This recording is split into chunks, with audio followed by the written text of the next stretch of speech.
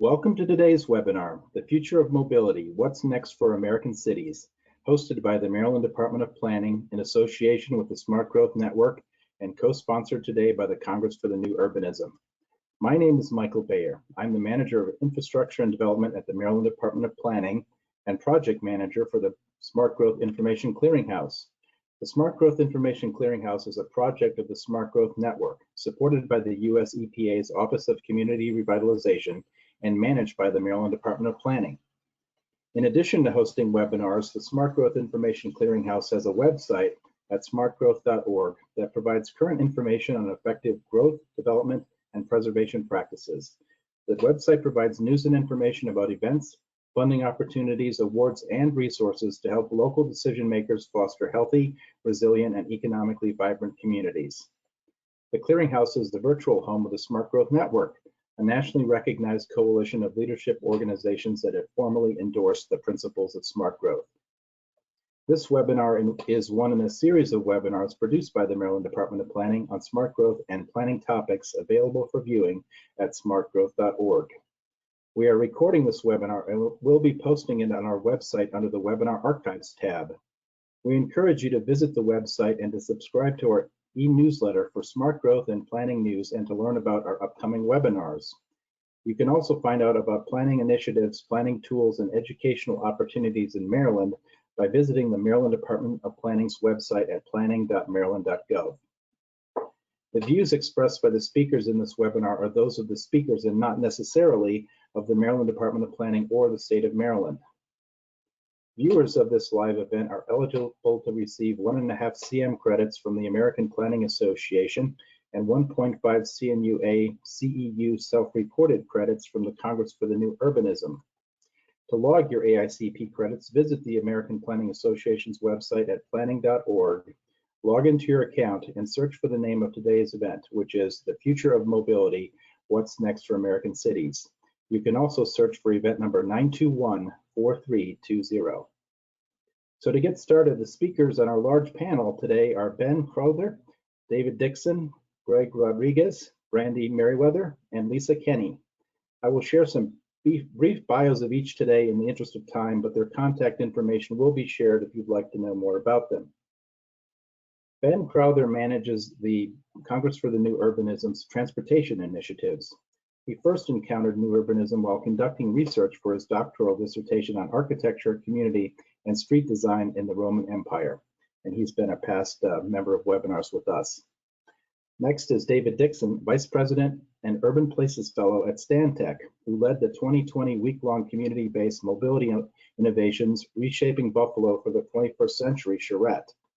In recent years, David has helped to launch a national conversation about how communities can put emerging mobility paradigms to work to enhance livability, economic opportunity, and equity. Third, Greg Rodriguez is a mobility policy principal with Stantec in Washington, D.C., where he enjoys supporting mobility-focused projects and the chance to work with multidisciplinary teams to incubate solutions that manage and leverage the power of disruption to create a safer, more connected, inclusive, and resilient transportation system. Greg is a respected author and speaker on mobility and is the co-founder of the Mobility Podcast. Next, Brandy Merriweather is Vice President of Downtown Development for the Buffalo Urban Development Corporation, where she is responsible for the Buffalo Building Reuse Project, which furthers the development of downtown Buffalo through the adaptive reuse of vacant and underutilized buildings, residential development, and the development of tools and incentives that assist downtown projects. Finally, Dr. Lisa Kenny is a smart mobility advisor with the Greater Buffalo Niagara Regional Transportation Council, where she works on preparing the region for emerging technologies like connected and driverless vehicles, e-bikes and e-scooters, mobility hubs, and data management. Lisa focuses on education about autonomous vehicles, universal design to ensure access to older people and people with disabilities, and racially and economically equitable access to emerging technologies. Following their presentations, our panelists will answer as many questions as time permits. You can submit a question anytime by using the questions tool in the control panel located on the right side of your screen. And with that, we're going to start again with a quick poll to find out where everybody is joining us from today. If you're not able to answer the poll, you may need to exit from full screen mode so that you can click on the one that applies to you. And you can see the options there. We'll leave this up for a couple more seconds to allow people to respond to it. And as usual, we have quite a nice representation today. Quite a large registration crowd, so we're excited that you're with us. And once we close this up, we'll turn it over to Ben. And I'll just give a couple more seconds, and I'll share the response.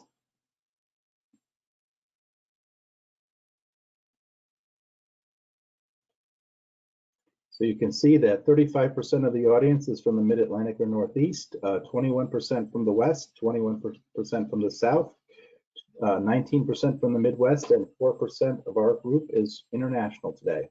So with that, I'm going to go ahead and turn it over to Ben Crowther of CMU to get us started. Welcome, Ben.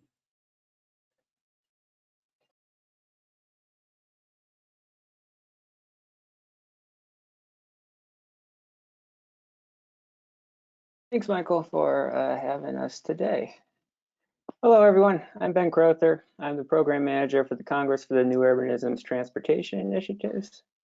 Since 2016, CNU has been exploring how new transportation technologies, particularly autonomous vehicles, affect placemaking, walkability, and the development patterns of cities, towns, and regions.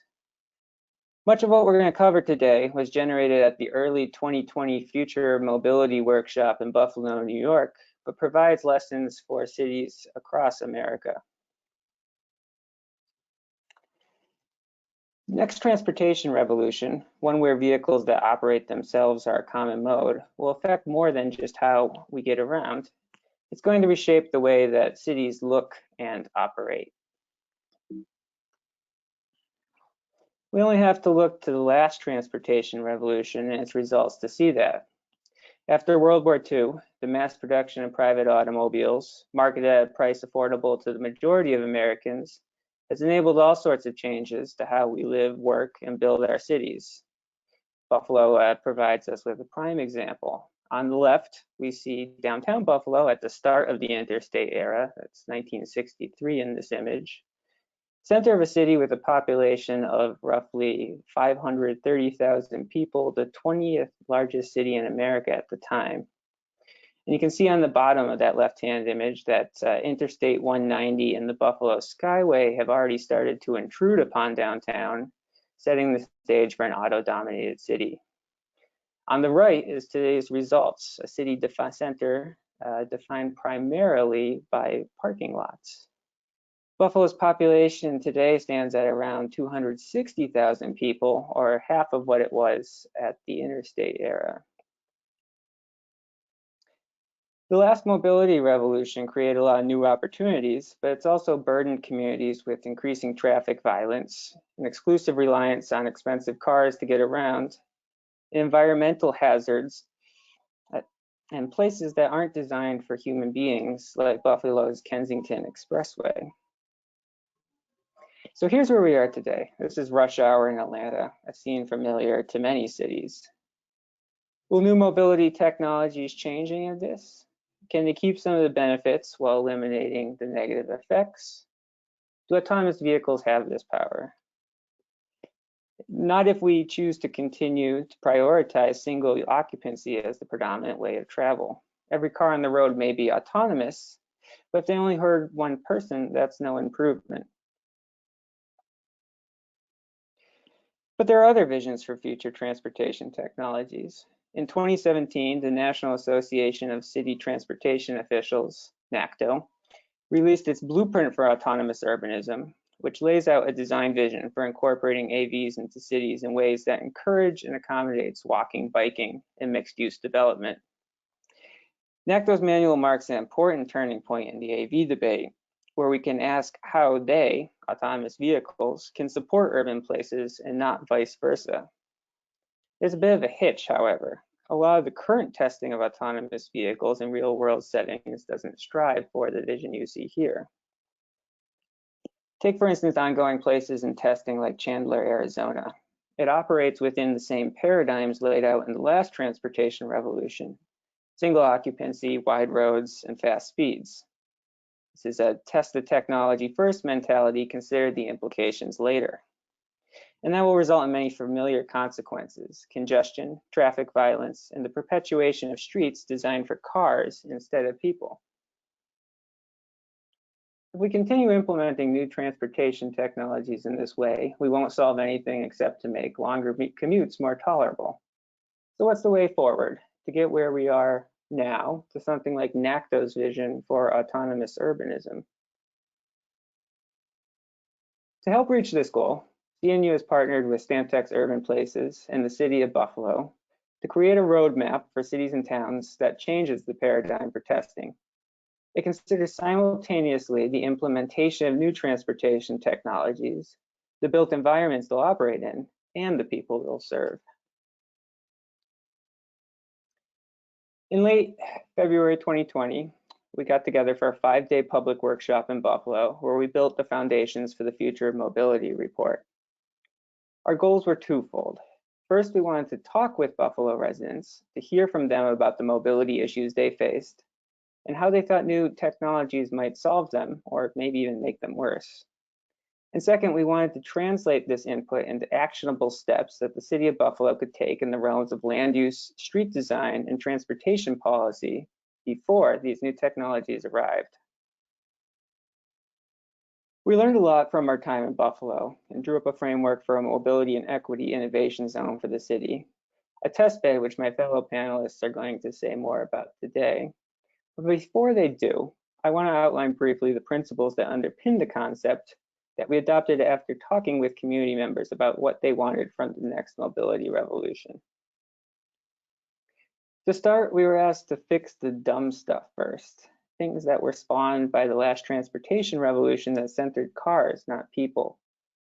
Things like intruding highways and wide streets that act as barriers to all other forms of mobility except cars, an overabundance of parking, much of which goes unused and leaves downtown a sea of asphalt, and a lack of quality sidewalks, bike lanes, and bus shelters, the building blocks of multimodal choice. Fixing these sort of basic issues first provides the foundation to implement new mobility solutions that can be safe, efficient, and accessible. Second, we encountered a healthy dose of skepticism that simply putting a self-driving vehicle on streets would do anything to change the status quo that prioritizes cars. So one of our principles became center people in transportation, not the technology. In certain cases, some low-tech solutions are perfectly acceptable. In Buffalo, one of the more common issues that residents raised was the difficulty in accessing real-time information on the city's bus system. And for one particular problem, several just wanted a basic fix: have the transit authority add route numbers to the rear of all buses so riders could quickly determine which bus they had missed just as it pulled away from the stop, a very low-tech solution. Finally, in a similar vein, we heard high-tech solutions won't serve everyone and that cities need to plan for people with the fewest resources. Identifying barriers to participation is the initial step forward towards accomplishing this. In the case of transportation technologies, the ownership of a smartphone and access to data plan are common hurdles. What solutions exist that don't put up obstacles like these? So if we have these three principles, why are we even bothering to think about new transportation technologies at all? Well, we think they have power if implemented in ways that adhere to these principles. The power to unburden people from the cost of owning a car, whether through shared service or micromobility. The power to make public transit more effective and accessible, whether that's signal preemption or first and last mile connections. The power to bring better transportation choices to communities that have few reliable ones to begin with. These are the types of problems Buffalo and other cities like it are trying to solve. And with that, I'll turn it over to David Dixon to share some of the recommendations from the report and why now is the right time to start incorporating these new technologies into cities.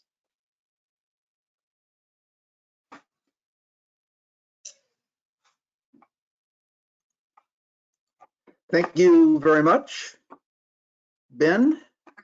And Go back to the, so again, thank you very much. And I'm going to sort of pick up where Ben is leaving off by sort of to illustrating the importance of getting rid of the dumb stuff, of centering on people and on, frankly, particularly people with fewer resources, based not just on the fact that these sound like good ideas, but because they're essential principles to unlocking economic opportunity, livability for all of us. When we arrived in Buffalo, Mayor Brown said, look, your mission is not to show how Buffalo can adapt to the next generation of mobility innovations. We tried that in the 1950s, didn't work out so well. Your job is to tell us how can we use the next generation of mobility innovation to enhance opportunity for everyone, particularly produce greater equity, I should say, and inclusion for all Buffalonians, so we are one city going forward. Whenever we talk about Buffalo, we have to remember that not that long ago, some, in retrospect, not so wise urbanists said, can Buffalo ever come back? Probably not, and we should stop paying people to live there. Nothing could be so wrong about any great American city, particularly over the last 15 years or 13 years, particularly Buffalo. It's coming back strong. Buffalo, like every place on our planet and certainly our country, was hit hard by COVID. In fact, it was hit, we all realized how hard it was hit by COVID basically as we were getting on planes to leave at the end of February. And the pandemic has changed a lot. But if anything, it has reinforced the message from the from the charrette, which is that we need to use the next generation of mobility to shape the communities we want, not let it shape the communities it wants. So what has the pandemic done that affects planning? It's hastened the decline of auto-oriented mass market retail, hastened the pace of the dying of malls and disappearance of strip commercial centers and suburban office parks, hastened the rise of virtual work, increased interest in walkability, particularly to where it brings people in touch with nature or each other. Outdoor dining has been sort of the saving grace, if there could be one, from this pandemic for many communities. And this is part of helping urban neighborhoods discover their small downtownness.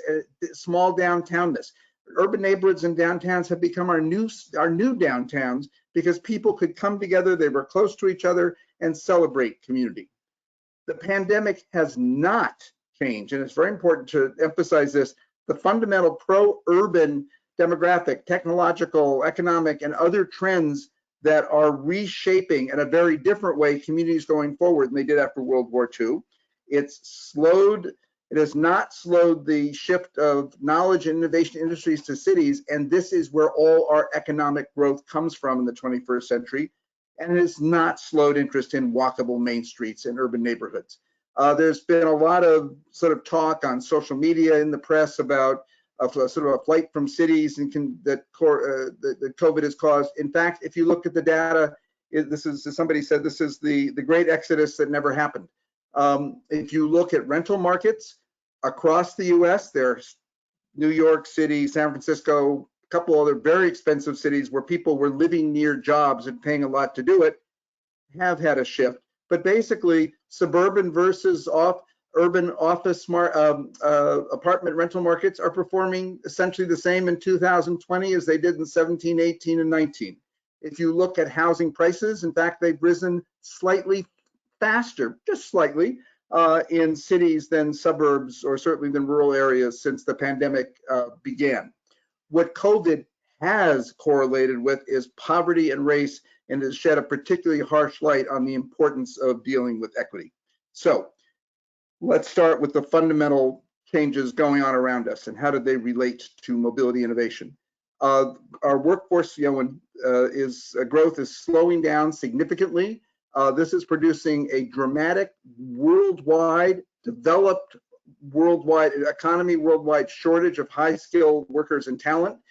Basically, again, all our economic growth is coming from knowledge and innovation industries. Their natural resource isn't water power or highway access. It is brains. It is 90%, 90+% of net new jobs in the next 20 years are going to require higher education of some sort, increasing college education, and of course the economic rewards flow to these folks. To grow one's economy, it is essential to grow a knowledge economy. That means attract talent. Talent wants to be in livable, walkable, urban places. Talent is also the way, and I really want to applaud Buffalo for their hard work in this area, that you create net new jobs for everybody. These are the non-knowledge industry jobs are the ones that are disappearing. We have to replace them and add some more. Each new knowledge industry job in Buffalo creates 5 other jobs. So it's the way to bring opportunity to everyone. I love this article from the Wall Street Journal, Goodbye Office Parks, drawn by amenities and talent. Tech firms are coming to cities as a perfect example of what's going on with our economy. Luckily, our demographics are supporting our ability to do what we need to do to attract talent, to attract knowledge industry jobs, and therefore jobs for everyone. 80+% of net new households for the next 20 years are going to be singles and couples. These are folks who strongly prefer urban living. You want to see which neighborhoods are growing fastest and growing also in terms of value in Buffalo. It's been downtown and the close by nearby walkable neighborhoods. But in addition, something like a third of households with kids are headed by single adults. Single adults with kids have the same housing preferences that singles and couples have to a very strong extent: mixed use, walkable, community-rich, amenity-rich neighborhoods. Think downtowns and urban neighborhoods. So then along comes changes to mobility. By the early 2030s, we will be in an era where the dominant mode will be car mode, will be connected vehicles. By the early mid-2040s, it'll be autonomous vehicles. Let's start with what happens with, go back here for a second, with connected vehicles. At some point over the next 15 years, and by 15 years from now, virtually most, I'll say, cars on the road in the US will have enough connected technology. You'll still need to drive them, but they talk to each other. They talk to what's around them. They can drive 6 inches apart from each other. We can begin to reclaim roadway for trees and outdoor dining.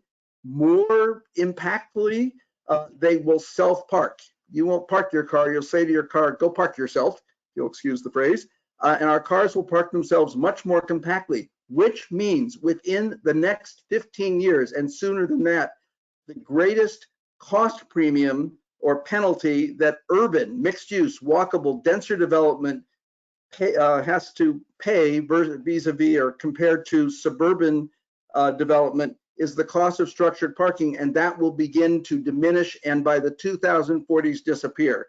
So the main economic disadvantage, just as the market is headed toward cities to live, work, play, and innovate, the major financial obstacle, the cost of structured parking, will be disappearing. But beyond that, right now, the average household in the US spends $10,000 to $12,000 a year. That's a very substantial chunk of a typical household income that is anywhere from $50,000 to $80,000 a year, depending where you live, for each new car. Simply removing the need for one additional car because you have a robust, connected, automated transportation system that will provide one-touch, on-demand mobility will be a substantial subsidy for living in the denser, walkable, mixed-use neighborhoods that our housing market is headed toward and that attracts jobs and investment. So this then sets the stage for looking at a district called Lower Main, right next to downtown, renamed the Lower Main Mobility and Innovation Zone. As a starting premise, we all got together and said what is most important is that this place be inclusive. Downtowns are going to thrive. Getting it right is the issue. 30% affordability, job training, workforce readiness, so everyone who lives or has access to this district has access to its economic opportunity, including minority businesses, that it's accessible to all regardless of our abilities, and also that we pay attention to making sure that we don't create a district that then makes that gentrifies the districts around it. Now, this starts with not these policies, But second comes the fact that development of Buffalo, like most cities, basically often doesn't pay for itself. Buffalo has come back using historic tax credits, which really cut the cost of development. As the stock of historic buildings disappears, it will be important to create a robust new development opportunity fund to close the gaps, to enable the housing, the office, the innovation, the other space that will be in demand to come to life, and it will pay rich dividends and be a very wise public investment. So from a mobility standpoint, the first step was to extend a mobility spine.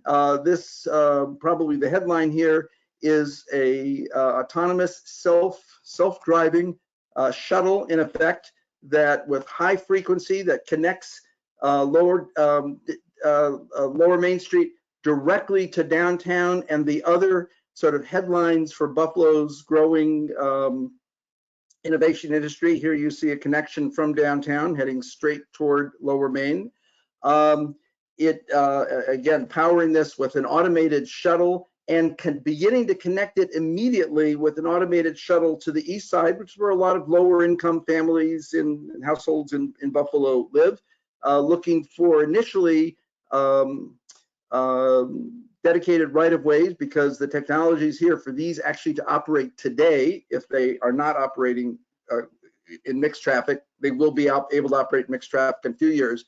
Then using this development fund to incentivize a concentration of third places: food, beer, coffee, arts, entertainment, the things that draw people, and then densifying the area above this with as much housing, innovation space as we can.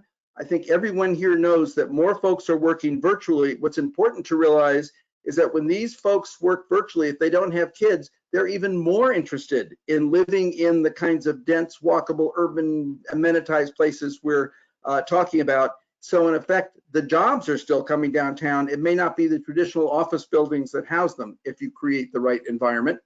Making sure, in this case, this is Erie Community College, does a wonderful job of workforce readiness, workforce training. It's right in the midst of this district. You can establish internship partnerships and programs with new existing companies to make sure that the economic opportunity, the innovation economy that this helps unlocks, is accessible to everyone. Then expanding this mobility from the initial mobility spine across Lower Main, and incentivizing mixed use, accessible, inclusive development across Lower Main. So we are talking about mobility, but not for its own sake. It is about using mobility innovation to unlock opportunities like this for everyone. Thank you, and I look forward to questions. And Greg, I believe the floor is now yours.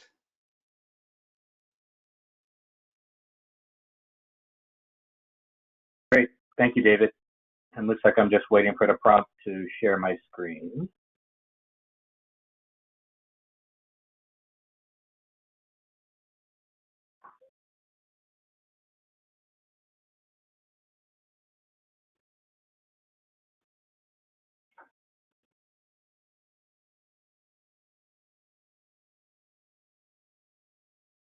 All right, hopefully my screen is showing. Let me know if not, but thank you, David, and thank you, Ben, for providing a great introduction to the project, which was a great opportunity to be a part of. I really appreciate it. I also want to quickly thank the Smart Growth Network for the opportunity to present today. Michael and John have done an amazing job getting us ready for this, and are amazing troubleshooters at the same time. So thank you all for joining us today. As David and Ben talked about, I think this was a really nice, this project was a nice opportunity pre-COVID to think about how do we incorporate innovation into our communities in a way that enhances connectivity and really thinks about equity. And I think that's a big theme that I hope we focus on a little bit more today.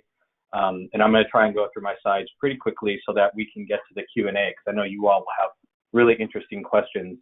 But, kind of, our focus here at Stantec, and especially myself, focus on policy and regulatory issues, is smarter mobility. And I think, unfortunately, the term smart mobility gets wrapped up completely focused on technology sometimes. And here, as hopefully you'll see in the report when I hope you get a chance to read it, or as we talk about today, it's not just about technology on the outside and automated vehicles and drones, whether in the air or on the ground. It is, like Ben said, the dumb stuff. So also thinking about how do we innovate within, and from my perspective, really focus on policy issues, is thinking about governance structures and how do we promote things like public-private partnerships in a way that align with the community vision, and so that the technology works in a way that complements existing transportation systems. So I think all of that are important themes that are within the report that I'm really proud of. We're integrated in, and that we'll be talking about today.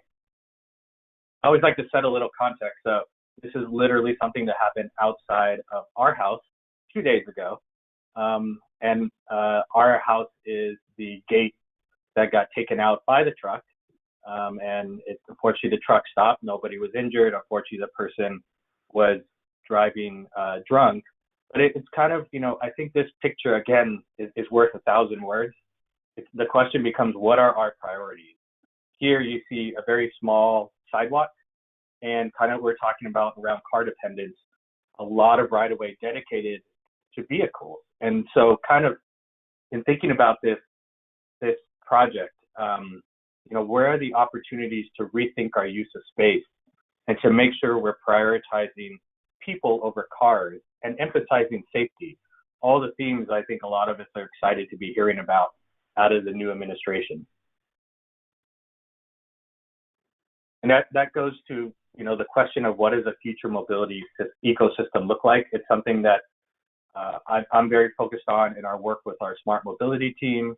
It's one of the reasons I enjoy working with people like David and working across disciplines at Stantec, because it is a multidiscipline issue. It's not just transportation anymore. It's not just land use in a silo anymore. It's how do we merge this all together?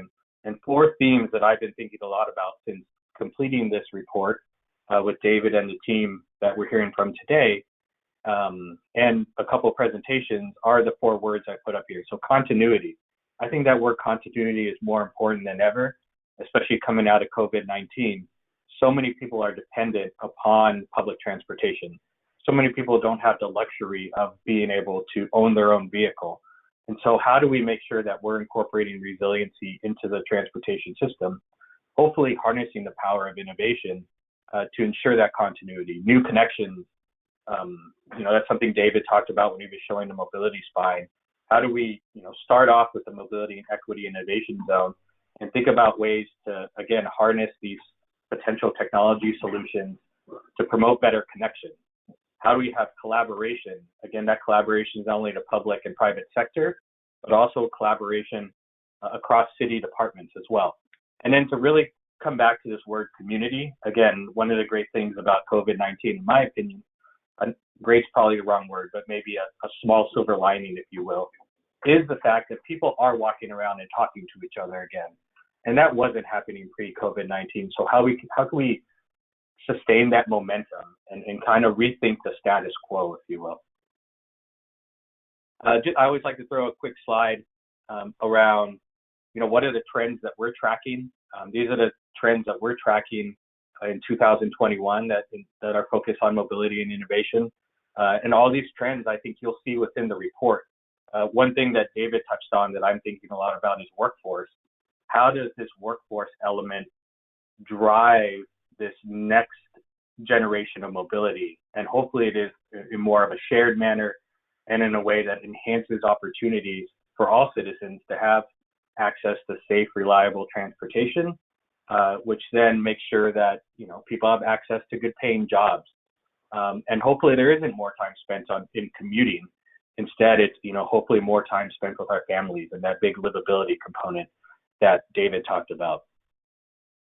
How do we use policy and governance to harness the power of in disruption?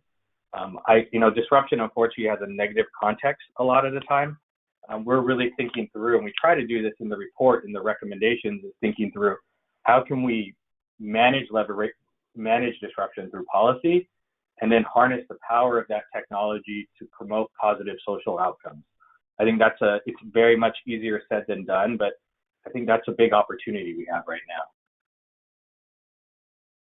And one way we think we can do that, and it's something that comes again through the report, is really thinking about policy.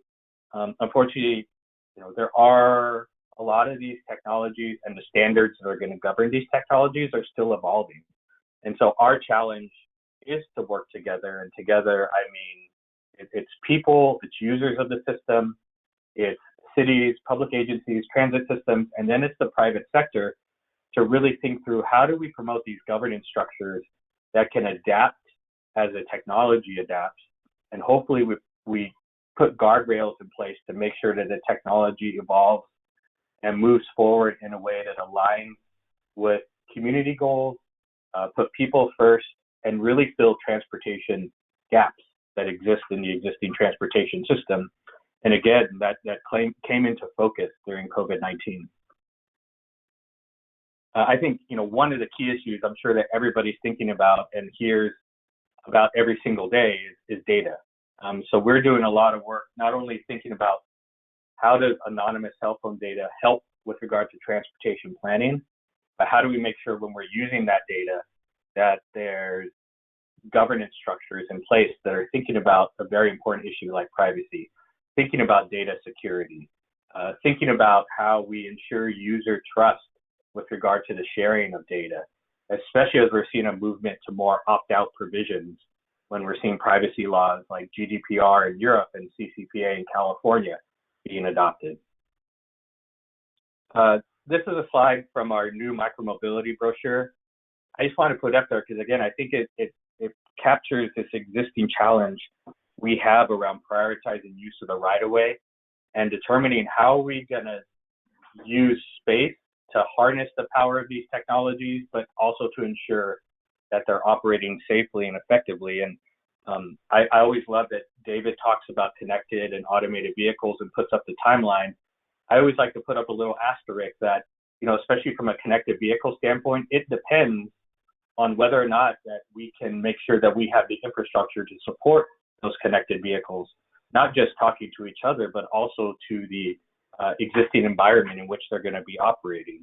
So I think that's interesting, and the considerations around infrastructure as we move forward in this next generation of mobility and advancing more technologies is not just physical infrastructure anymore, but also digital considerations around infrastructure. These are some report recommendations that I pulled out of the report that I wanted to highlight for this presentation.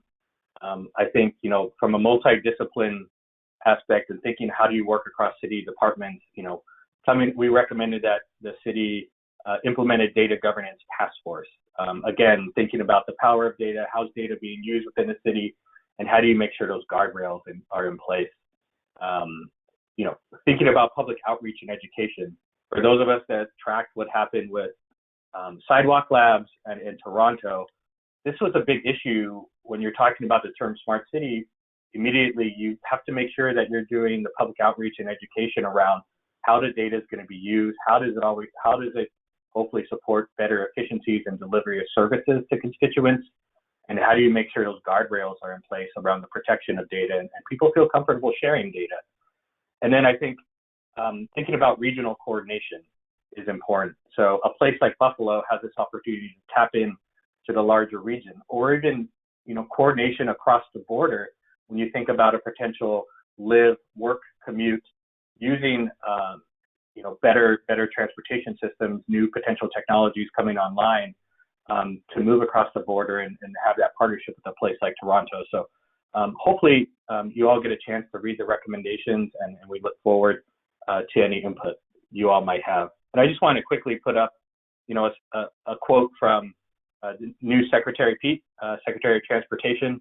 I think this really captures a lot of what we're thinking about, what I'm trying to talk about a little bit in my presentation today. But how do we harness the power that we have around mobility and make sure it works for everybody and that we increase options for everybody?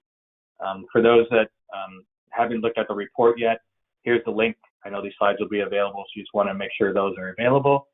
Here's my contact information. Really looking forward to continuing to engage on this discussion And now I'll turn it over to Brandy Merriweather to talk a little bit more about the great work Buffalo is doing on the equity side. Thank you, everyone.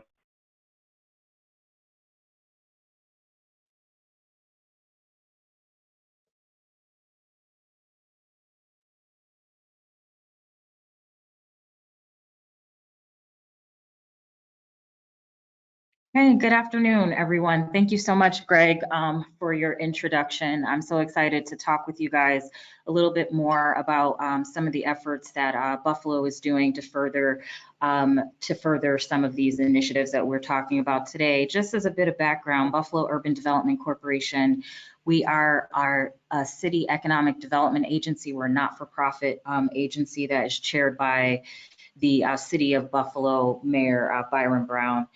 Race for Place is an effort that we started to really start to look at how can we look at placemaking.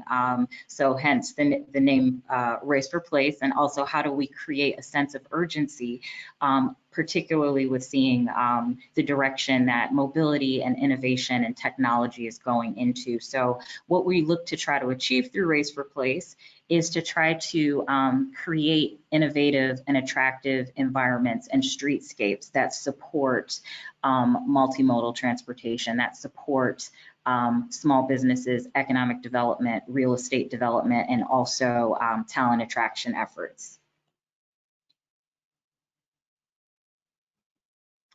So there are a couple of pillars as far as the Race for Place initiative goes. It really focuses a lot on public and private partnerships. I know Greg and David also alluded to those, the importance of those in their presentations previous to mine. Also being inclusive and innovative in our approach to engagement. So a big piece of the Race for Place effort is kind of hearing from those end users, getting folks around the table who maybe aren't accustomed to participating in visioning the development of their city. So really being intentional as far as engaging an inclusive audience to participate in this. Also, you know, just better positioning Buffalo from a regional perspective, and also leveraging our relationships with other governmental agencies, as well as the public sector and the private sector, in creating funding models that help to expedite the improvement of infrastructure, placemaking, and also mobility options. These are just a couple of the goals. Addressing holes in the urban fabric. You know, I think David talked a little bit about that in his presentation. Really, the fact that, you know, the previous transportation revolution, if you will, really placed a high priority on vehicles, which really decimated the character of our downtown area. I believe we have the equivalent of 26 football fields of surface parking, which really breaks up walkability, and it has a number of different impacts, especially with respect to cutting off some of the neighborhoods to the east and west sides of our downtown core. So really looking to try to mitigate some of those, focusing on placemaking and kind of that outdoor experience that brings people together.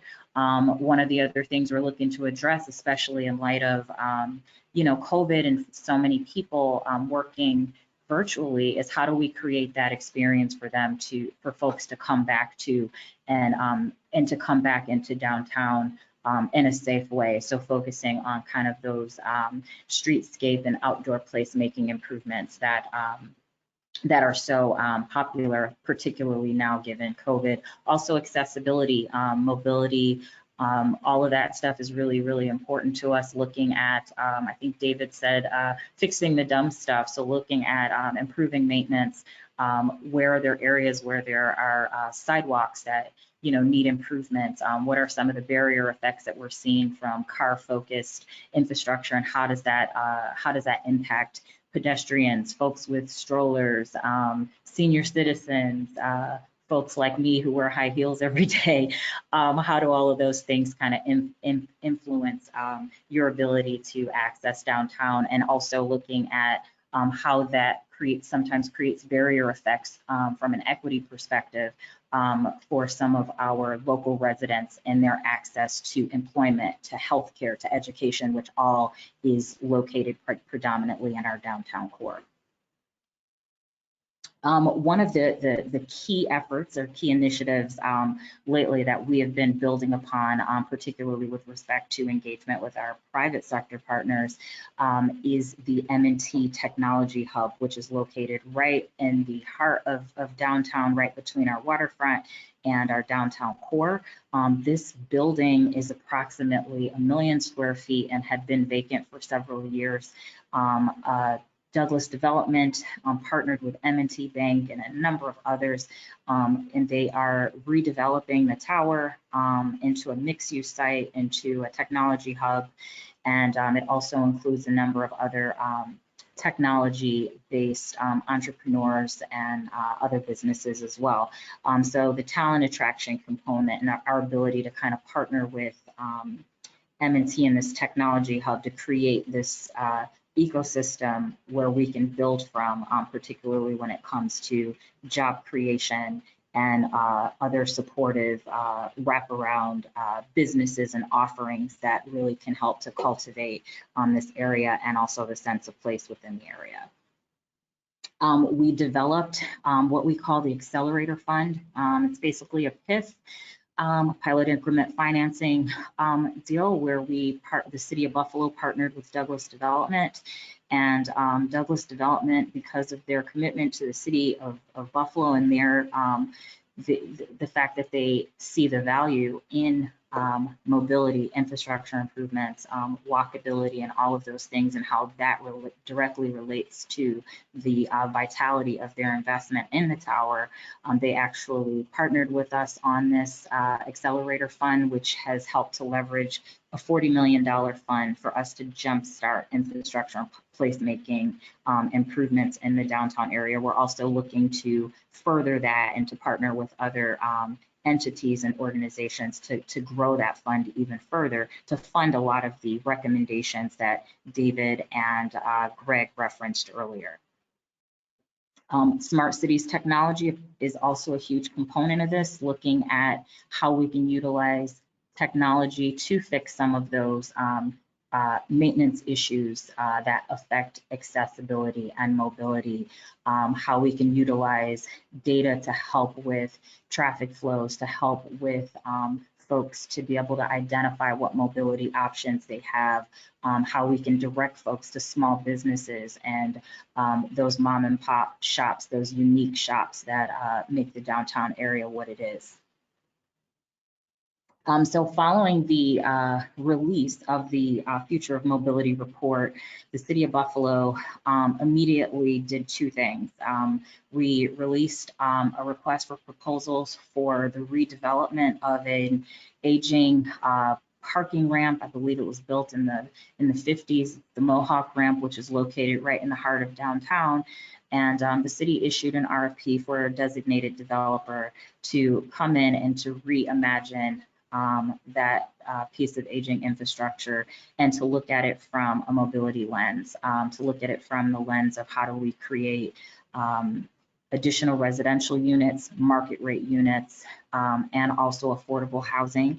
How do we improve that interface that the site has with the street? So bringing in some of those first floor amenities, keeping in mind that the focus is on multiple modes of transportation as opposed to just simply having it as a parking ramp. So just really looking to try to come out of the gate to identify ways that we can convert some of this aging infrastructure in a way that is cohesive and also that helps us to achieve a higher level of equity for our residents.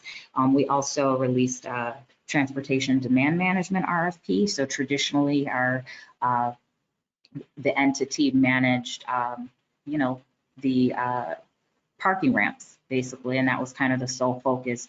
Right now, the city has issued an RFP to bring on an entity that is going to manage multiple modes of transportation and to keep that kind of multimodal lens in mind when it comes to management. This is just a quick diagram of a streetscape project that we are working on currently. Really, it focuses on diversity, bringing in vibrancy and multimodal access, and really focusing on the connectivity aspect, and not just connectivity from a technology standpoint, but connectivity to neighborhoods. So for example, our East Side neighborhood is a predominantly Black neighborhood. We also have the West Side of Buffalo, which is also immediately adjacent to our downtown core, which is predominantly Hispanic, and also home to our emerging refugee population. So really trying to create those vibrant streetscapes that connect people and bring people together to our employment centers, to our entertainment centers, to our educational institutions, and all of those things that are located right in the heart of downtown Buffalo. And also looking at, how we share curb space. How do we accommodate AV? How do we accommodate rideshare? Electronic mobility options like e-bikes, scooters, things of that nature. How do we kind of cultivate that streetscape environment and share that right away in a way that puts people first and the needs of people first before automobiles? A couple of other things, softening barrier effects. That's also a big piece that we're looking at. We have a number of overpasses that disconnect our waterfront from the core of downtown, that disconnect the east side of Buffalo from downtown.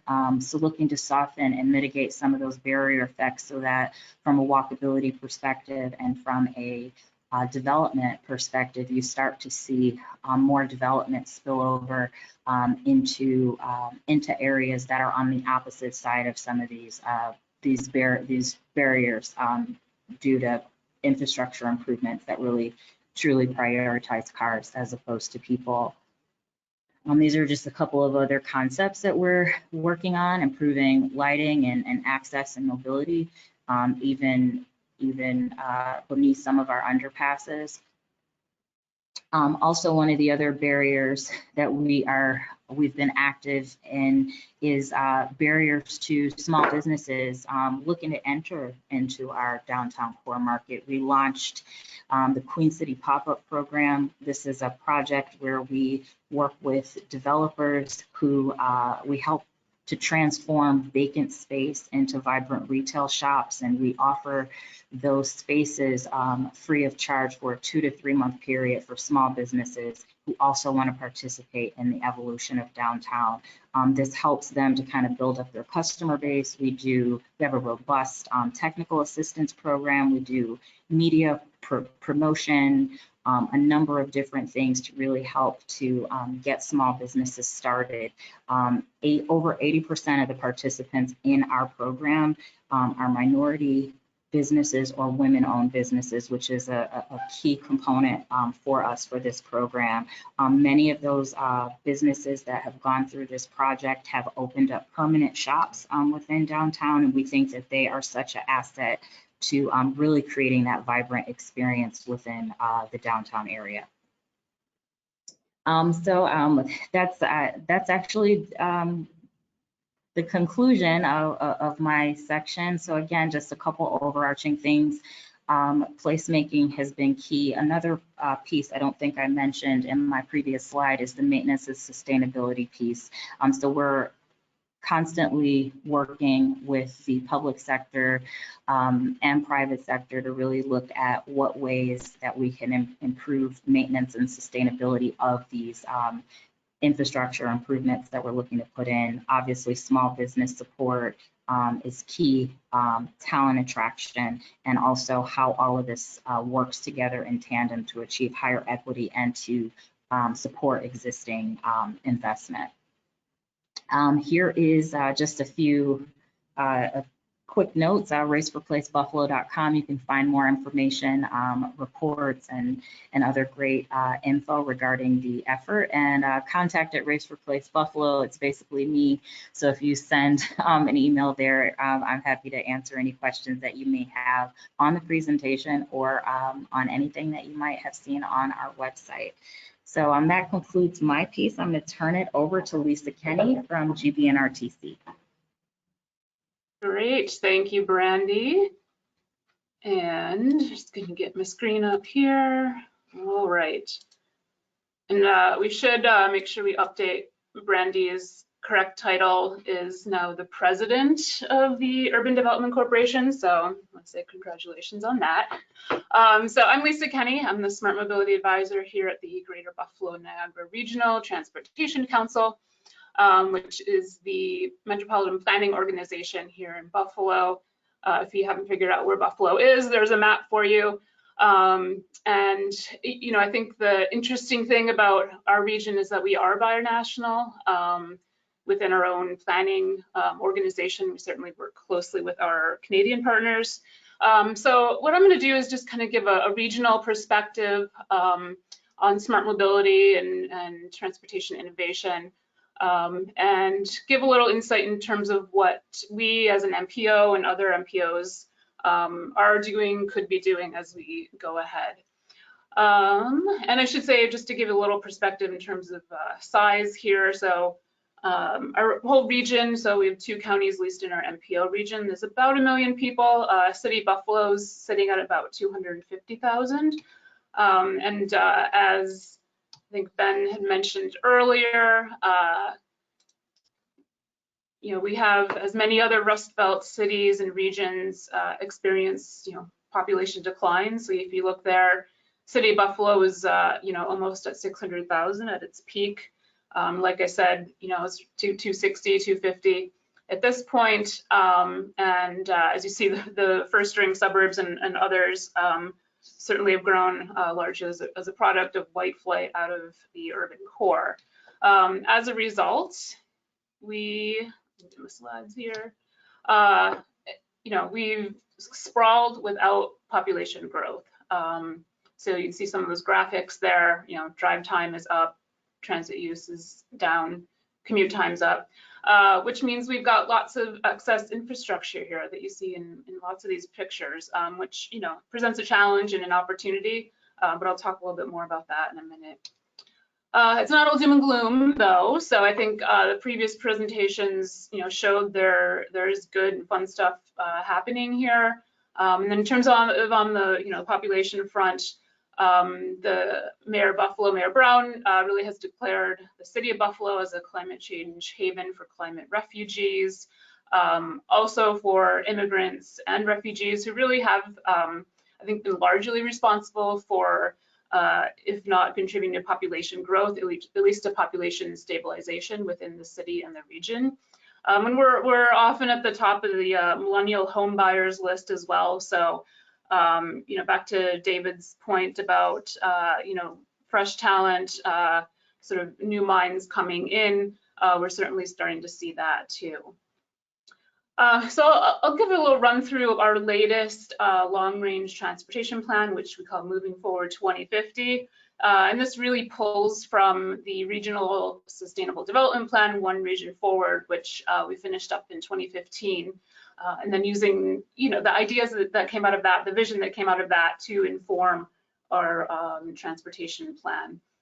Really at the heart of our plan, you know, it's not just about getting cars and goods moving around our region, but it's using transportation investments to meet goals that are related to the economy, our communities, our environment, and really having that innovation piece woven throughout.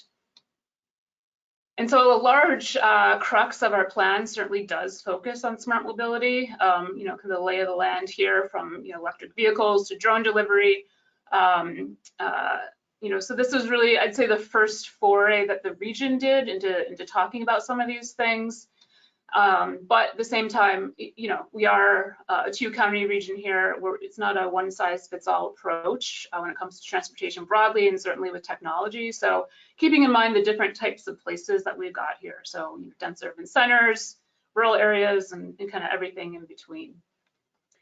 So a lot of what we do is, you know, trying to help our stakeholders, members of the public, residents visualize what some of this technology could look like. You know, we haven't seen a lot of this here in our region yet. And so our friends at the University of Buffalo Regional Institute did a really nice job in our plan, doing some graphics where you overlaid, you know, actual streets, actual intersections in the region with some of this technology. This really gives, like I said, I think some good visuals to our readers and to our residents.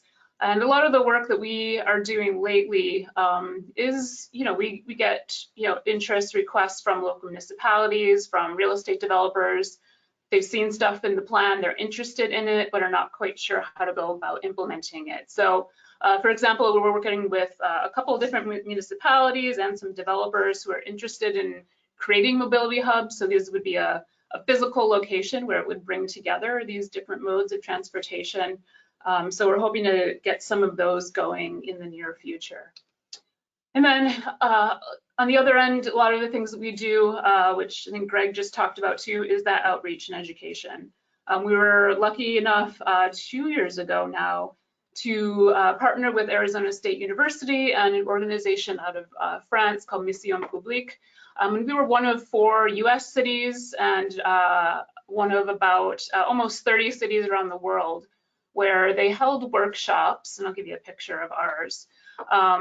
They held workshops to get a sense of just regular residents' thoughts, ideas, fears, concerns about automated vehicles.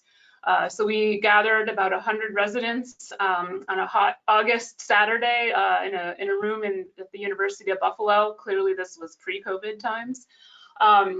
But the organizers did a really great job. It was a combination of small group discussion, videos, scenarios. And you'll see in that picture in the lower left corner is the Ollie AB shuttle that the University of Buffalo was testing on its campus. And so we were able to at least have it parked there. It doesn't actually know the route near this building on campus, but we could have it parked and people who are able to could go down at the lunch break, go in, take a look so they could get kind of a hands-on feel of the shuttle itself. And then, we educate, sort of the general public, but also our own stakeholders, our own member agencies. So after that public session, we had a follow-up with some of the local transportation agencies, consulting companies, et cetera. I did some of the same activities that we did at that public session, and really it was kind of a debrief to say, all right, well, this is what we've heard from the public. These are some of the concerns. This is what they want this technology to do. This is what they don't want it to do. And really as a way to sort of help shape us going forward as a region. We also do put out a bi-monthly e-newsletter about smart mobility, both locally as much as we can, and then nationally, internationally. Those of you who are in this space know that there's new stuff coming out like every other day. So it's hard to keep tabs on it. So that, again, just another way to keep people updated. And then just a couple of weeks ago, we wrapped up a couple of workshops that the Federal Highway Administration and their consultant team did. They've done this across several different regions across the country, really helping us kind of get our mobility data house in order, getting a sense of who's got what data, what formats it's in, how shareable is it. And that'll, I think, really set the foundation for us to be able to have some data management platforms that all of this technology is going to need. So we'll be continuing to work on that as we go forward for the rest of this year. So just to wrap up quickly here, I put in the blue there, I think some messages generally for metropolitan planning organizations and really I think any public entity. The message that I'm always hitting home is being proactive and not reactive. I think here in Buffalo, we're actually lucky in that we didn't have, e-bikes and e-scooters dumped on our sidewalks overnight like some areas. So we're able to, I think, kind of learn lessons, best practices, and what not to do from some other regions. And really using technology to support those goals, related to community, environment, economy. Don't go after the technology just because it looks cool, but really looking at, all right, here's our goals, here's some technology. If that particular technology helps to support the goals, great. If not, then so be it. And as Brandy alluded to, really keeping equity in terms of race, socioeconomics, and ability at the center. Continuing the education outreach, as we've heard. Integrating, technology into corridor or street improvement. So like I said, we'll have municipalities, kind of coming to us with their typical street improvement project, and we will then kind of take a look and say, all right, well, is there sort of an opportunity there for a mobility hub or some connected signals, things like that, and seeing where some of this technology might fit in, again, in order to make these things more effective and more efficient. And I think, like all of us probably on this webinar, we're rethinking mobility with and hopefully post-COVID. And then in terms of us, here specifically, in many ways, yeah, we're a shrinking, low growth, post-industrial Rust Belt region. We've got lots of infrastructure that was built for that larger population. We're a binational region. So in a lot of ways, this can be challenging, but I think also poses some great opportunities. We're working with the University of Buffalo on trying to get that AV shuttle out on public roads as a test bed. And I would say too, I think, having good, strong relationships with local universities, colleges, community colleges, tech schools, even high schools is really crucial. Again, you're training that next generation of workers, and students love being involved in real world projects. So highly recommend connecting with local educational institutions. Now micromobility, so that's e-scooters, e-bikes, it's now legal in New York State. So we're working with certainly working with partner agencies on how to start implementing that here, really starting out slow, doing some pilots. And again, looking at, all right, we've got this excess infrastructure, what do we do with it? How can some of this smart mobility stuff help us reuse it? So I'll keep it short and sweet. There's my contact info, and I know it's going to be provided later as well. And with that, I will turn it over to Michael with Q&A. Great, thank you. Thank you all, and thanks, Lisa. And thanks to everybody who submitted questions. We've actually gotten about 50 questions here, which we won't be able to get to all of during the Q&A, but we'll try to get to as many as we can in the next half an hour or so. So I guess I'll start with one question, maybe for the folks in Buffalo. And we guys got several comments and questions about it, and that had to do with snow. That Buffalo is obviously well known for snow. And so one of the questions is, how will any of these mobility ideas work in winter? In other words, how is the thinking here different than it would be if the focus, for example, on Tucson or some other place in the Sun Belt?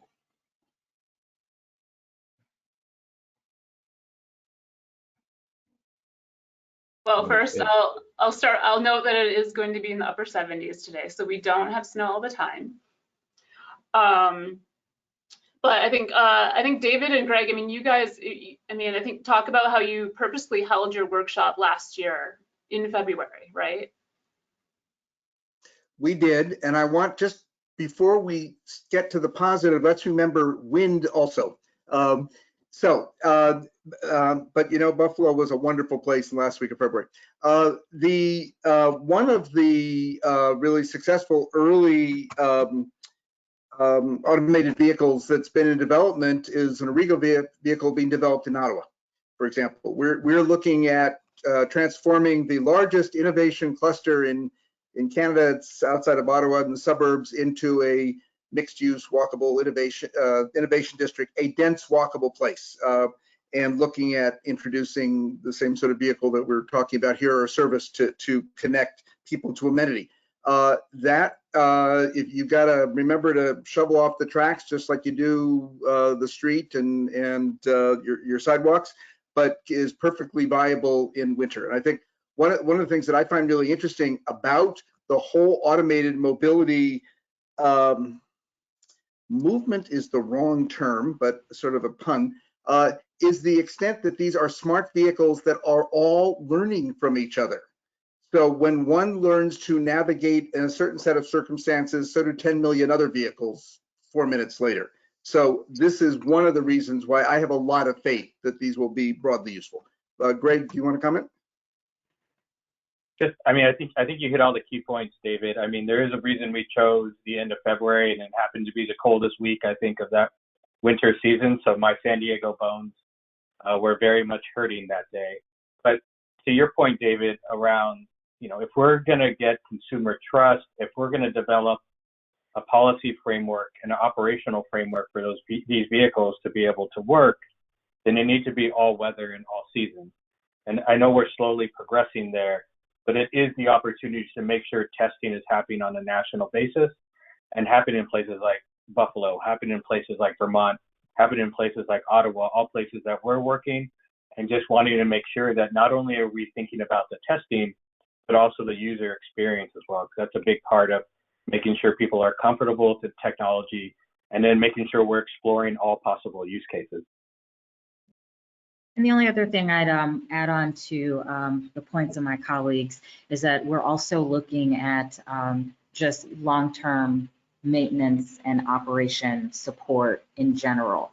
So looking at things like expanding the business improvement district and those kind of key logistical interventions that are so important, not even just from the perspective of bringing on AV, but just from the perspective of accessibility, vibrancy, and walkability in general within the downtown area. We do have a business improvement district that has a limited footprint, so we're looking at other ways to kind of expand that footprint, which also will help to mitigate some of those, some of the challenges that David and Greg and Lisa highlighted earlier. Great, thank you. Next question here is from Hillary King, who's noting that this is a very exciting project. Thank you to all the presenters. I'm wondering if the climate adaptation is a consideration in this plan, and will the updated policies and design look to simultaneously improve ecosystems and biodiversity through the city, thereby providing public access to clean water, clean air, and cooling heat islands? I'm going to jump in where fools jump in. So I'm going to speak to a related note. With our increased awareness of climate change has come an equally greater focus on environmental responsibility. And there is nothing that correlates with reduced carbon footprints or emission footprints more than more people walking and people living more densely in walkable areas. There is literally, the further you go out from the core of any North American city, the higher the per capita emissions footprint increases. And this is all about making the city more livable, walkable, accessible, and inviting to a broad spectrum of folks. One thing we have to actually stop to think about is the folks who are moving into suburbs fastest today are not people leaving because of COVID. They're people who can't afford to live in more expensive urban centers. This is an equity issue. The folks who are being pushed furthest out into the least accessible world and most environmentally damaging place to live are folks who can't afford a choice. And this is about giving them that choice. And then the only other thing I'd add to that too, and I won't pretend to be a climate specialist, but one other key component of what we're looking to do through a lot of this streetscape work are things, small interventions, like things like adding trees and landscaping that help to cool the surrounding environment, that kind of add to the health and the vitality of the community, and having, proper ways to maintain those types of investments as well.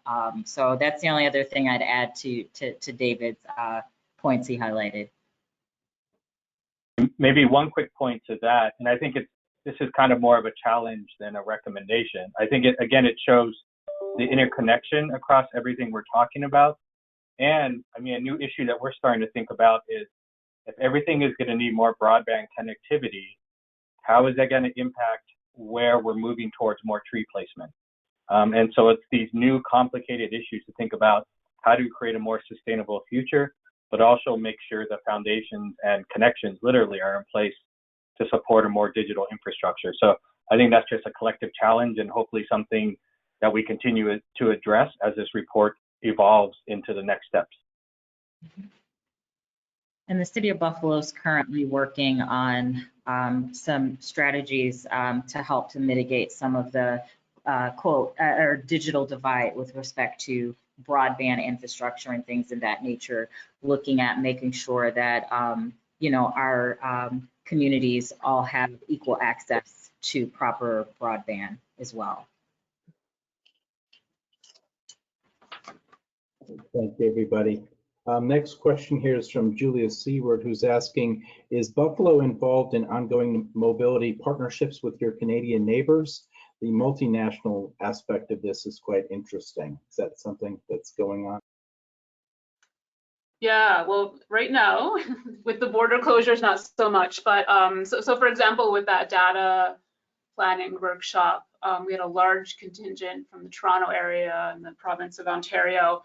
And they're a bit ahead of us, given just population pressures. They've kind of been forced to think about this stuff a bit more. So we certainly use them as a resource in terms of learning what they've been doing. But there is constant communication. We've got 3 major border crossing bridges that see lots of truck crossings still today. We have rail crossings. So on the freight side of things, certainly coordination and communication constantly going on. We're trying to get a passenger train that is able to cross the border easily. So that would be a great, the 1-seat ride to and from Buffalo and Toronto. So that's something in the works. But yeah, I mean, I think having that binational region, like I said, it can be complicated. You're converting, metric and imperial, but you're also, I think, being able to learn from the Toronto area in particular, as they are a bit ahead of us. The only thing I'll jump in quickly, Lisa, to complement what you just said is, I hope people are also thinking about everything we're talking about, not just with regard to passenger movement, but also goods movement. There are a tremendous amount of corridors that exist. We talk about crossing borders, but the entire I-95 corridor that goes down the whole eastern seaboard, it is thinking about these efficiencies and how do we improve things like congestion, reduce greenhouse gas emissions. Hopefully it is through something like also an automated, connected electric fleet as well on the freight side. So, I would just want to make sure we're thinking about more than just passenger movement. It is the whole collective mobility ecosystem and what that means. Okay, thank you. Next question here is, have there been efforts to create mechanisms for sustained input from diverse populations, and what do those look like? So I'll chime in on that. So that's a big part of our Race for Place strategy. For us, it was really, really important to kind of get those insights from the end users. So when we actually announced Race for Place, we announced it like 2 weeks before COVID. So some of our more innovative approaches to community engagement were paused, but we're going to be getting those started back again. We have done some of our engagement virtually. We're actually going to also be doing some tactical urbanism concepts. So basically concepts where you utilize temporary placements and artistic placements, like within some right-of-way areas, to help people to imagine the spaces in a different way. So that's a big pinnacle of Race for Place. We really want the community to be directly connected and involved and engaged in the development of the city. We're looking at some innovative partnerships with the arts community. We think they could add a lot of value in addition to some of the technology and mobility efforts, and also trying to engage more young people. And when I say young people, obviously we're talking about young talent, but also kids, and how we can get them to kind of reimagine their communities as well. So those are a couple of things that we're looking to do through Race for Place. We've started some of that already, but we've got, I think, some more innovative stuff, especially on the tactical urbanism front, that'll be coming up later on this summer. I'll just add as a quick note, one of the things I love working about Buffalo is their stress on reaching out to people in neighborhoods to find out how to communicate with those communities. It's very easy for us to sit here and figure out how to do it. It's very different when you hear people actually talk about the challenges, their aspirations, et cetera, and how to include them. Let them tell us how to include them in the conversation. And Buffalo was terrific around that. One of the most fascinating conversations I've had for years was with a group of people with different abilities, I guess, who the city had urged to attend our workshop, and to really understand if you are blind, if you are deaf, if you have other mobility challenges, what that means in ways that I had never stopped to imagine. But we're absolutely critical to making this a meaningful effort. Okay, thanks, David. Next question here is from Suzanne Flowers, who says, how important is reducing capacity or lane reconfiguration for the long-term health of all communities? Coming from Southeast Michigan, this is key to the long-term success of our region.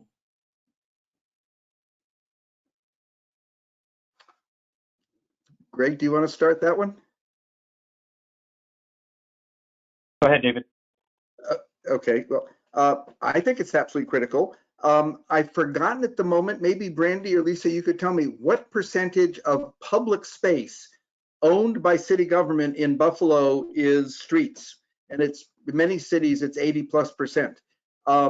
We, in the era of connected vehicles, forget automated mobility, autonomous mobility, let's say over the next 15 years, these are vehicles that can drive 6 inches from each other. We won't need 11 and 12-foot lanes, we'll need 7-foot lanes. This will free up vast amounts of publicly owned land to plant trees, extend sidewalks, invite restaurants and bars to come out in not only clement weather, but to figure out how to invite people in cold weather too, as we've all learned to do, certainly in Boston. This is one of the major opportunities, and thank you for asking this, because I don't think we've addressed this enough, of the mobility revolution, which is really what it is that we're talking about. It literally will free up land already owned by your cities, by the public sector, to do things with for people. And then the other thing. Go ahead, Brandy. Oh, no, Ben, go ahead. I'm sorry. I was just going to say one of the other things that was raised several times throughout the course of our meeting with folks in Buffalo was the question of whether autonomous vehicles or not would require their own lane, and whether, where that land comes from. And Buffalo is, really an attractive place to do some of this testing because most of the streets downtown, I believe I have something like a 66-foot right-of-way, 4 lanes, and see, around 10,000, maybe a little bit more cars per day. So there's not quite that level of traffic, and there's the opportunity to reclaim that space on the street. And if an AV does need its own lane, the space is there for it. You're not taking it from pedestrians or anything like that. And the only other thing I'd add to that is, I think I mentioned in my slides previously, we have the equivalent of 26 football fields of surface parking. Yes.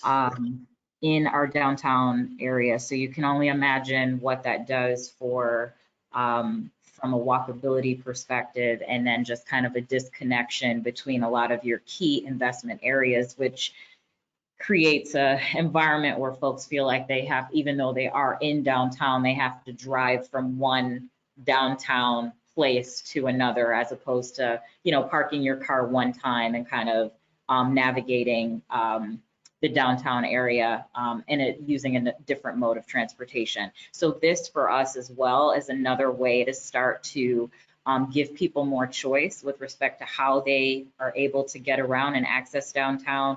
Also helping to kind of push some of the demand off of that surface parking need, and to kind of create better and higher end uses for some of that space by trading off, by increasing, other modes of, other opportunities for modes of transportation. So that's a big piece of our Race for Place strategy, and we think it really is going to help us to enhance downtown's vibrancy overall. I'm sorry to pile on here, but just think of what an open invitation all these football fields are to the 80+% of net new households who really want to live downtown more than anywhere. This is our housing market. One of the things that Buffalo's done recently is issue an RFP to get some consultants to come in and help figure out how to share parking. Nobody ever uses all the parking they need, but they own it, and it's not, others can't use it when they're not. Sharing this parking will unlock several of those football fields tomorrow. Yeah, and this question touches so much, and I think it's a big policy and political issue. I mean, the elephant in the room is how do we incentivize people to make better transportation decisions? I mean, Ben, you said single occupancy vehicle a lot of times. And so to your point, Brandy, about increasing options, how do we increase more mobility options that promote shared mobility and decrease the options that promote single occupancy? And that's very much easier said than done. But it's incentivizing the system and hopefully having everybody align with the broader goal of not only better mobility for everybody, but better livability, including that sustainability issue that was brought up in the Q&A. Great, thanks, Greg. Next question here is, can you provide more details on the PIF or pilot incremental financing? Is this similar to a TIF or tax incremental financing? It's similar. For some reason, the TIFs are not allowed here locally, but it's a similar concept. Douglas Development would have been by right eligible for a tax abatement on the development project that they did. They actually opted to forego that to help jumpstart this fund. The city of Buffalo also participated in contributing to the fund as well to give us some seed money to really start to be able to expedite a lot of these infrastructure improvements that we're talking about, hence the name Accelerator Fund. And it's definitely something that we look to utilize to leverage other, whether it's grant sources, other opportunities for public and private partnerships. BUDC, we're a not-for-profit economic development agency. So really trying to get, using that kind of as one way to help to jumpstart that conversation around public and private partnerships. And I think one of the really incredible things that came out of this partnership with Douglas Development and M&T Bank moving their tech hub there really helped to showcase the private sector's confidence in the Buffalo market, and really highlighted, their willingness to step up to the plate and say, hey, you know what, we want to think about streetscape, and we want to think about walkability and all of those things in a different way, and we're going to help the city of Buffalo champion that. So, it's definitely something, a great tool, and it'll be part of a suite of tools that we're looking to explore through Race for Place so that we can really start to accelerate a lot of the key components that we talked about today. Great, thanks, Brandy. We'll ask a couple more and then we'll wrap up today since we've gotten a high volume here. I guess the next question here is from Remy Miller, who's saying, what have the panelists found as the most compelling reasons or arguments that developers buy into for developing micromobility and changing parking and transportation infrastructure so our mutual future improves?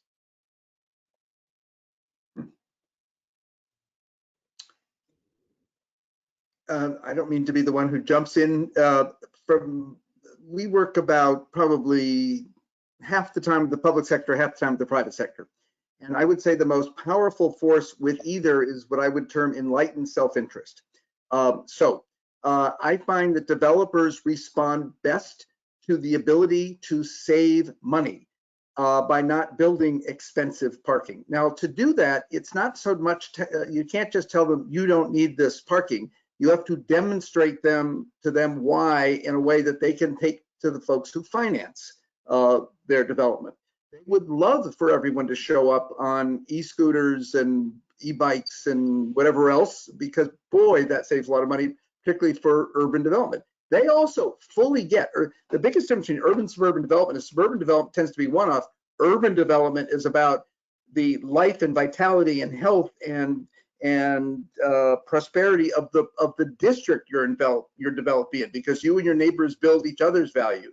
And they fully get that the more folks that are out there walking around as opposed to driving around make money for everybody. But so maybe the bottom line here is documentation. The other thing, I have not found a developer yet who has resisted the idea of shared parking. Housing uses it during the day, during the evening, office uses it during the day, et cetera. Or I worked with a parking consultant recently who said there is no office user in the US today who at any point is using more than 85% of the parking spaces that they required in their lease, meaning there's always something. So putting 2 of them or 3 of them or 4 of them together begins to save you substantial amounts of parking. And what they need is a realistic mechanism that can be financed for doing this. And my colleagues. And Brandy, maybe I'll put you on the spot. Did we talk a bit about the green code and the reduced parking minimums too that the city has?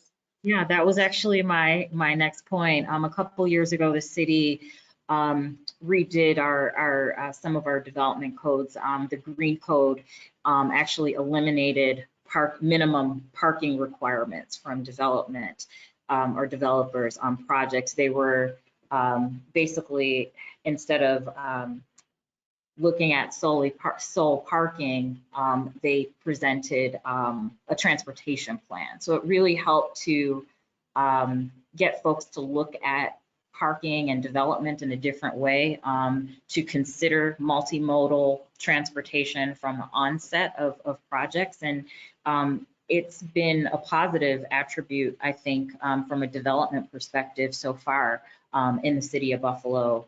Absolutely. And I think a lot of the streetscape improvements and things of that nature that we're talking about today are really helping to build confidence in the market.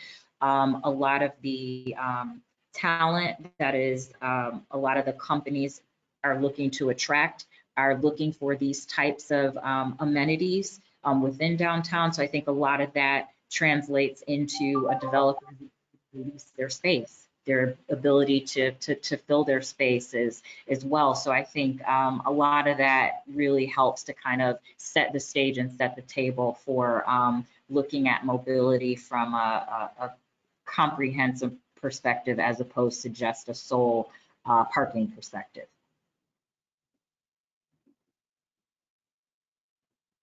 Okay, thank you. Next question is from Brian Sweats, who's asking, how will Buffalo ensure the building of housing at below market values? Is the market strong enough that the city can require a certain number of units for low to moderate income residents, or will the city have to provide subsidies? So I can jump in and talk a little bit about this component. Actually, a lot of the development that the city, the development proposals or RFPs that the city has issued definitely are looking for mixed income communities. We've seen, and even, you know, prior to this future of mobility study, where I know a lot of what was outlined focused on having housing at various price points, we've seen over the last several years several developments that incorporate affordable housing. We've seen some developments that are all affordable right in the heart of downtown. The 201 Ellicott project, for example, is 200 new construction units of affordable housing, minimal parking, also steps away from the Mohawk ramp, where the city issued that request for proposals to convert that ramp into a mixed-use development. So I think there is currently a big push for inclusivity with respect to housing price points. We did a housing demand study 2 or 3 years back that really helped to outline a lot of the market demand, market drivers, and out of a lot of the development that we saw in downtown over the last several years, over half of it has been affordable housing as well as market rate housing. So I think, you know, definitely that is a vision of the mayor and the city of Buffalo to really continue to build out a downtown that's inclusive with respect to a variety of different housing price points. As a very quick follow-up, we do a lot of planning for redevelopment of public housing into mixed income housing, for the creation of mixed income housing. And how do I say it? It's a lot easier to do it today than it has been in my very long professional life. If you go out and talk to focus groups of, you know, just folks in the market for in the market rate side of housing, you will often find a preference to live in mixed income housing. I hear a lot of people saying they don't want to live in a bubble. They don't want to live in something they call a white bread environment. They want to live in the real world, and they recognize that's about making diversity possible where they live. This is a big change from much of my professional life. Okay, thanks, David. And thanks to everybody. We just were kind of overwhelmed with questions today, but given where we are in time, I think we'll kind of wrap up the Q&A here and just give everybody on the panel a chance to give us some closing thoughts. And I guess we'll go in the order of which we did the presenting. So I'll open it up to Ben first. Yeah, I'll just say that I think we're at a really interesting time where we're going to start to see shared autonomous mobility tested on city streets, and that includes the project here in Buffalo. There's one that's kicking off in LA and another in Minneapolis, I believe, as well. And so as we start to think about shared autonomous mobility as a way to get around, there'll be a lot, I think, coming out in the next few years about how that affects how our cities look and operate. Thanks, Ben. I'll open it to David. Okay, thanks. So to pick up where what Ben said, I think it is really important that we don't repeat the same mistake we made after World War II when universal access automobiles reshaped our communities, whether we wanted them to or not. We did not plan for the advent of the automobile age. Now we see change coming, and how do I say it? Shame on us if we don't plan ahead for it and start planning today. So rather than have these new mobility paradigms shape our communities, we use them to shape the kind of communities we want. And we have the opportunity to do that today. And the time to start is now. Thanks, David. So hopefully building off of Ben and David, 3 things I'm focused on is how do we make equity more than just a talking point, and innovating beyond the status quo post-COVID-19, I think is a huge opportunity and challenge for us. Big focus of my work is helping communities allocate resources to be more proactive as opposed to reactive, which I think gets to David's point. And then how do we use technology and innovation to fill transportation gaps and make sure that we're complementing public transit, which is a foundational component that we need to continue to invest in, and not be overly too quick to move to privatization. Just thinking about the need to fill all transportation gaps and provide better mobility for all citizens. And thanks for the opportunity today again.